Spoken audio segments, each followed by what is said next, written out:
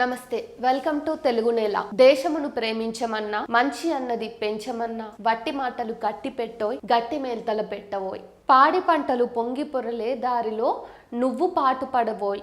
తిండి కలిగితేనే కండకలదోయ్, కండకలవాడే మనిషోయ్.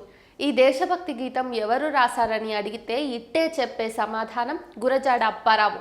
తన రచనల ద్వారా వాడుక భాష వ్యాప్తికి, సమాజ సంస్కరణకి కృషి చేసిన ఆయన అభ్యుదయ కవితా పితామహుడిగా కీర్తి గడించారు. తెలుగు సాహిత్య రంగంలో తనకంటూ ప్రత్యేక ముద్ర వేసుకున్న సాహితీకారుడు.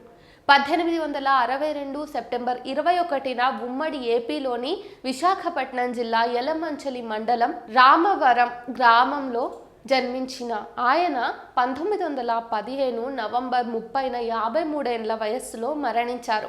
విజయనగరంలోనే స్థిరపడ్డ గురజాడ తన రచనల ద్వారా సాంఘిక పరివర్తనకు ప్రయత్నించిన మహాకవి. తెలుగు సాహిత్యాన్ని సుసంపన్నం చేసిన గొప్ప సాహితీ పరులలో ఒకరు. హేతువాది.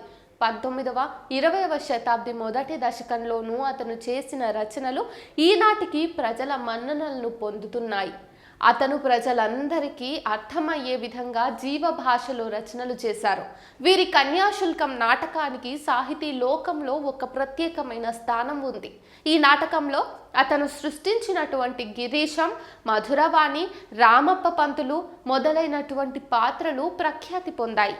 అభ్యుదయ కవితా పితామహుడు అని బిరుదు పొందిన అప్పారావు తెలుగు సాహిత్యంలో వాడుక భాష ఒరవడికి కృషి చేసిన వారిలో ముఖ్యుడు.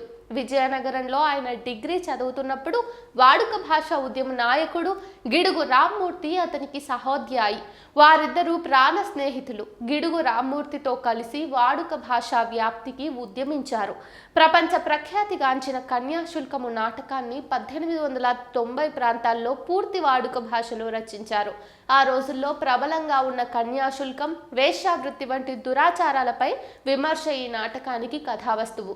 ఇప్పుడు మనకు దొరుకుతున్న కన్యాశుల్కం రెండవ కూర్పును 1909లో రచించారు. 1892లో గురజాడ వారి కన్యాశుల్కము నాటకాన్ని తొలిసారిగా ప్రదర్శించారు.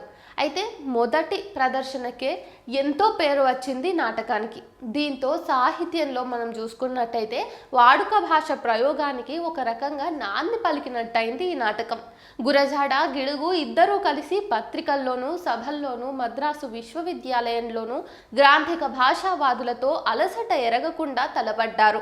గిడుగు వాదనా బలానికి, గురజాడ రచనా శక్తి వ్యావహారిక భాషోద్యమానికి వినియోగపడ్డాయి. వీరు నాడు తెలుగు భాషకు చేసిన కృషికి మరింత వన్నె తెచ్చే విధంగా నేడు కవులు ఇంకా రచయితలు రచనలు చేయాలి.